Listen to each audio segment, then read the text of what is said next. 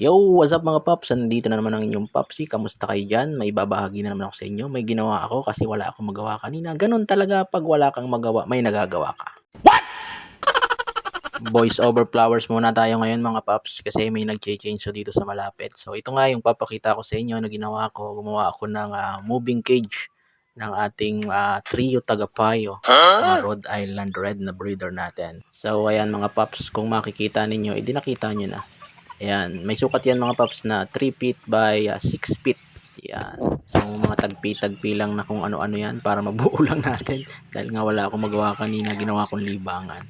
So ginawa ko yan mga paps kasi nga, yun makikita nyo yung ating range, madamo.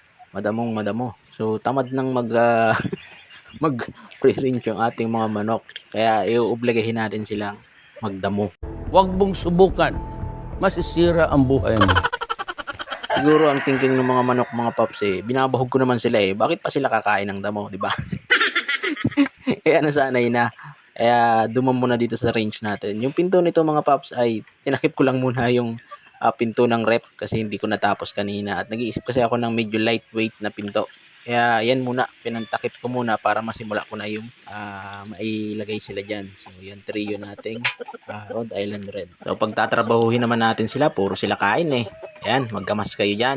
So titingnan natin kung ilang araw bago natin i-move yan. So, kita nyo naman yung damo mga paps, no? Uy, may naligaw na manok mga paps. Ang sarap pa naman ng ginataan ngayon. So para po doon sa may-ari ng manok, pakihanap na lang mamaya. Ginataan na yan mamaya. So pagagamasin nga natin mga paps, plus may pugad na rin yan dyan kasi nga breeder natin yan mga paps. So titingnan natin kung ano magiging resulta nito sa kanila. Ito nga yung pagkakagawa ko dyan mga paps. So meron siya ditong roofing na may karton yan mga paps, tapos may mga plastic, may net na rin. Sa likod ay nilagyan ko lang ng sako para hindi sila mainitan. Tapos yung pugad natin na nilagay ay timba na butas na kasi yan kaya ginawa ko ng pugad. So tapos nilagyan ko lang dito ng butas yung net para kaya ko nang madukot pagkuha ng itlog, diba? Mindset ba? Mindset.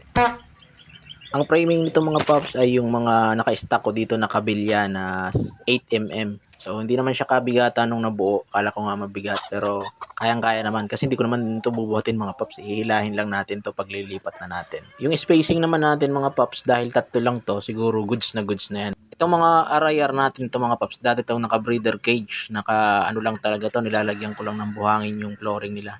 Kaya baka manibago to pero tingnan natin kung ano magiging resulta sa kanila. Yung iba nating manok ay naglilimlim na. Tulad nito, silky. Yan. Ay, galit.